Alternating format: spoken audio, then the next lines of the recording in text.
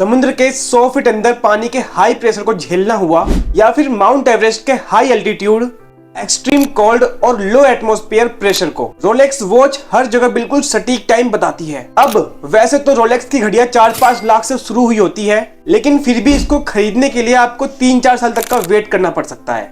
लेकिन क्यों Rolex watch का इतना ज्यादा क्रेज है और यूएई के रॉयल फैमिली तक को उनकी मनचाही वॉच बिना वेटिंग पीरियड के नहीं मिल सकती, और किस तरह से रोलेक्स ने अपनी ड्यूरेबिलिटी को एवरेस्ट की ऊंचाई से और समुद्र की गहराई तक हर जगह प्रूव करके दिखाया है, आज की इस वीडियो में हम सब कुछ जानने वाले हैं। तो दोस्तों, रोलेक्स की कहानी स्टार्ट होती है 1905 से, जब हैंस विल्सडॉर्फ और एल्फ्रेड डेविस ने मिलकर लंदन में विल्सडॉर्फ एंड डेविस कंपनी की शुरुआत की। यहाँ पर वो वृष्ट वॉच बनाकर ज्वेलर्स को बेचते थे, जिसके बाद ज्वेलर्स उन घड़ी के डायल्स पर अपना नाम लगाकर कस्टमर को सेल करते थे। एक्चुअली उस समय वृष्ट वॉच टाइम देखने के लिए इस्तेमाल नहीं की जाती थी, क्योंकि उसकी एक्यूरेसी उतनी अच्छी नहीं थी जितनी की पॉकेट वॉच की होती थी। लेकिन पॉकेट वॉच के साथ समस्या यह थी कि ये पानी पड़ने पर खराब हो जाती थी, या फिर आप ज्यादा ऊंचाई पर चले गए तो यहाँ भी ये घड़ी काम करना बंद कर देती थी। लेकिन इन कमियों के बावजूद इनको वाइडली यूज किया जाता था, क्योंकि उस समय टाइम देखने का और कोई दूसरा ऑप्शन ही नहीं था। वैसे अब अगर वापस वृष्ट वॉच पर आए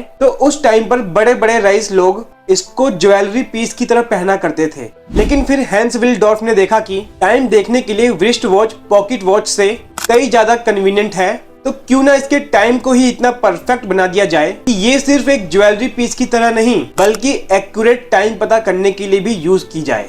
इसके लिए वो 100 से भी ज्यादा क्लॉक मेकर्स के पास गए और उनसे हर उन स्किल्स को सीखा जिससे वो घड़ी बना सके। इन घड़ियों के बारे में ढेर सारा नॉलेज इकट्ठा करने के बाद एल्फ्रेड और विल्सडॉर्फ ने बहुत सारी एक्सपेरिमेंट की और बना डाली दुनिया की सबसे एक्यूरेट टाइम बताने वाली वृष्ट वॉच। वैसे उन वृष्ट वॉच को बनाने के बाद वो उन ज्वेलर्स को ही बेचकर पैसा कमाया करते थे, लेकिन इन्होंने देखा कि धीरे धीरे मार्केट में इनके घड़ियों की डिमांड बढ़ती जा रही है और लोग इनके वॉच को खूब पसंद कर रहे हैं।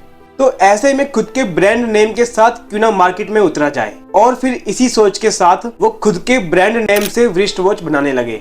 हालांकि उस समय कंपनी का नाम विल्सडॉर्फ एंड डेविस था, जिसे अगर डायल पर लिखा जाए तो ये बहुत बड़ा हो जाता था। इसीलिए उन्होंने अपने ब्रांड नेम को छोटा और आसान बनाकर 1908 में कंपनी का नाम बदलकर रोलेक्स रख दिया। अब रोलेक्स अपने रिवॉल्यूशनरी प्रोडक्ट्स से धीरे धीरे मार्केट में अपनी पकड़ बनाने लगा और उसे और भी बेटर बनाने के लिए नए नए इनोवेशंस किए गए। 1908 में ही इन्होंने अपनी कंपनी का ऑफिस स्विट्जरलैंड के जिनेवा में ओपन कर लिया और फिर वहां से वो अपने ऑपरेशंस को मैनेज करने लगे।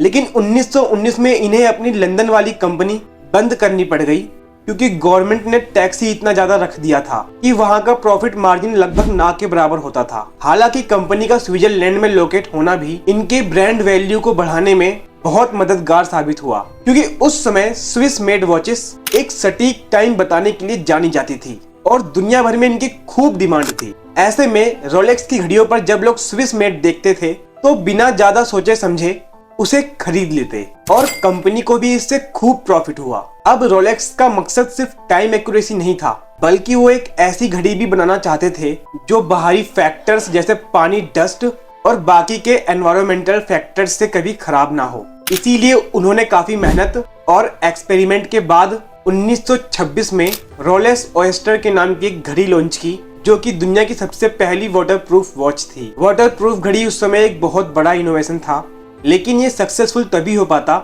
जब ज्यादा से ज्यादा लोग इसके बारे में अवेयर हों। अब अगर न्यूज़पेपर या फिर मैगजीन में इसका एड भी दे दिया जाए तो लोगों को ये कैसे यकीन होगा कि ये वॉच सच में वाटरप्रूफ या डस्ट प्रूफ है। इसी बात को समझते हुए हैंस विल्सडॉर्फ ने इवेंट मार्केटिंग का सहारा लिया। वीडियो में हम आगे देखने वाले हैं कि कैसे स्विमर्स और माउंट एवरेस्ट क्लाइंबर्स की मदद से रोलेक्स ने अपनी ड्यूरेबिलिटी को प्रूफ किया और फ्री में एडवर्टाइजमेंट की। दोस्तों, वो ऐसा दौर था जब हर किसी खेल में वर्ल्ड रिकॉर्ड बनाए जाते थे। पूरी दुनिया और मीडिया की नजर उन्हीं खेलों पर टिकी रहती थी और अगले दिन न्यूज़पेपर में उसी से रिलेटेड न्यूज ही टॉप पर होती थी। रोलेक्स ऑयस्टर को लॉन्च करने के 1 साल बाद विल्सडॉर्फ को अपनी घड़ी की क्वालिटी को साबित करने का मौका मिला। एक्चुअली 7 अक्टूबर 1927 को मर्सिडीज ग्लिटज नाम की एक स्विमर वर्ल्ड रिकॉर्ड बनाने जा रही थी। इसके लिए उन्हें 34 किलोमीटर लंबे इंग्लिश चैनल को तैर कर क्रॉस करना था और इंग्लैंड से फ्रांस तक पहुंचना था। इस मौके पर रोलेक्स ने स्विमिंग के दौरान टाइम को कैलकुलेट करने के लिए अपनी वाटरप्रूफ घड़ी ऑफर की, जिसे ग्लिटर ने रेशम के रिबन में बांधकर अपने गले में पहन लिया। उन्होंने सुबह 7:30 बजे से तैरना शुरू किया और लगातार 10 घंटे तक तैरकर शाम से पहले ही फ्रांस पहुंच गई और उस समय घड़ी की एक्यूरेसी में 1 सेकंड का भी फर्क नहीं आया था। ये वर्ल्ड रिकॉर्ड सिर्फ ग्लिटर के लिए नहीं बल्कि रोलेक्स के लिए भी बहुत बड़ी जीत साबित हुई, क्योंकि खारे पानी, ठंड, फोर्स और कई तरीके के एनवायरमेंटल फैक्टर्स में डिस्पोज होने के बाद भी रोलेक्स वॉच बिल्कुल बेहतर कंडीशन में थी।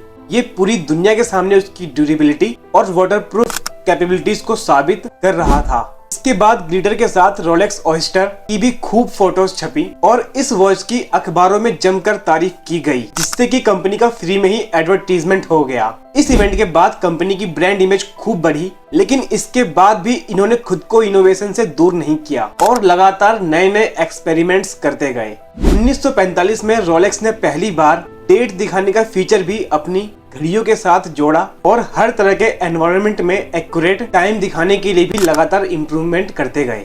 फिर आया साल 1953, जब एडमंड हेनरी और तेंजिंग नोर्गे, जो दुनिया की सबसे ऊंची चोटी माउंट एवरेस्ट पर चढ़कर वर्ल्ड रिकॉर्ड बनाने जा रहे थे और पूरी दुनिया की नजर उन्हीं पर थी। ऐसे में रोलेक्स कैसे पीछे रहता। यहाँ भी इन्होंने इन क्लाइंबर्स को अपनी वॉचेस पहना दी। सर एडमंड हिलरी और तेंजिंग नोर्गे दुनिया के पहले क्लाइंबर्स बने जिन्होंने माउंट एवरेस्ट पर चढ़ने का वर्ल्ड रिकॉर्ड अपने नाम किया, और इनके साथ साथ रोलेक्स का नाम भी खूब फेमस हुआ, क्योंकि इस कंपनी की वॉच ने हाई एल्टीट्यूड, एक्सट्रीम कोल्ड और लो एटमॉस्फेयर प्रेशर में भी बिल्कुल एक्यूरेट टाइम बताया। इस तरह के इवेंट से कंपनी को खूब सक्सेस मिली और बहुत ही तेजी से रोलेक्स खुद की एक यूनिक ब्रांड इमेज डेवलप करने लगा।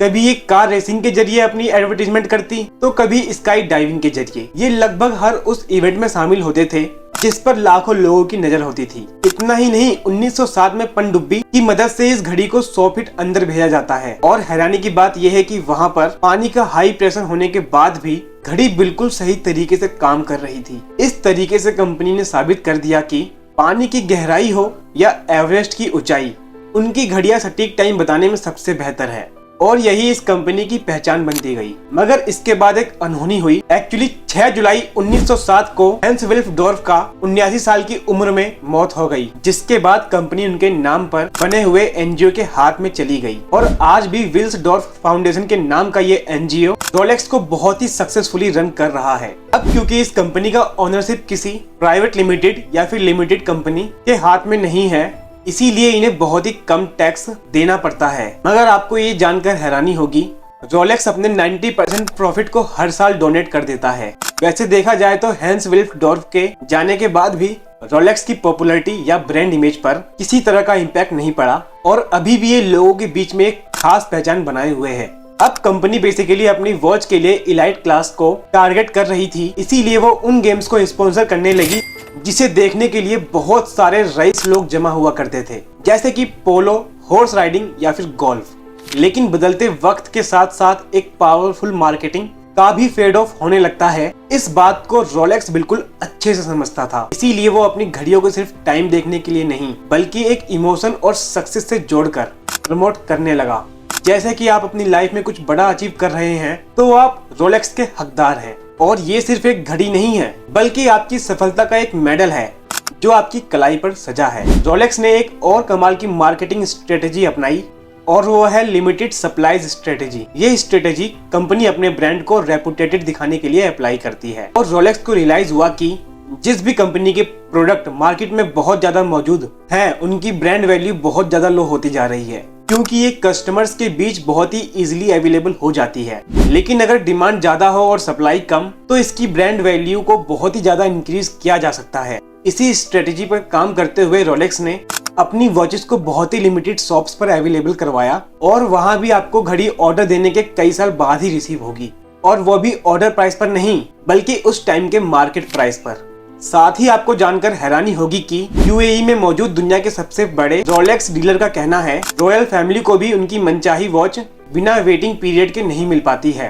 अब दोस्तों, एक तो ये आसानी से मिलती नहीं है, ऊपर से आप एक से ज्यादा ऑर्डर करना चाहे तो वो भी नहीं हो सकता। साथ ही ऑनलाइन खरीदना तो भूल ही जाइए, क्योंकि किसी भी प्लेटफॉर्म पर आपको ओरिजिनल रोलेक्स वॉच मिल ही नहीं सकती। और दोस्तों, इन्हीं सभी रीजंस ने लोगों के बीच इसका क्रेज और भी ज्यादा बढ़ा दिया। मगर सिर्फ लिमिटेड स्ट्रेटेजी सप्लाई ही ऐसी स्ट्रेटेजी नहीं है जिसने रोलेक्स को ऊंचाइयों तक पहुंचाया, बल्कि घड़ियों की क्वालिटी भी इसे सक्सेस दिलाने में एक इम्पोर्टेंट रोल निभाती है। क्योंकि रोलेक्स की हर एक घड़ी को बनाने में क्वालिटी का बहुत ही ज्यादा ध्यान रखा जाता है। रोलेक्स में इस्तेमाल किए जाने वाले मटेरियल्स भी काफी एक्सपेंसिव होते हैं, क्योंकि इनमें 940L स्टील का इस्तेमाल किया जाता है, जबकि मार्केट में मौजूद बाकी की घड़ियों में 316L स्टील यूज होती है। तो दोस्तों, यही सब रीजंस हैं कि लोगों के बीच रोलेक्स को लेकर खूब पॉपुलैरिटी देखने को मिलती है और हर एक बीतते दिन के साथ इसकी डिमांड लगातार बढ़ती जा रही है। रोलेक्स हर साल लगभग 10 लाख यूनिट्स सेल करता है और 80,000 करोड़ का रेवेन्यू जनरेट करता है और आज इस ब्रांड के सामने कोई भी नहीं टिक पाता। वीडियो अच्छी लगी हो तो लाइक करो, शेयर करो, सब्सक्राइब करो। Thank you.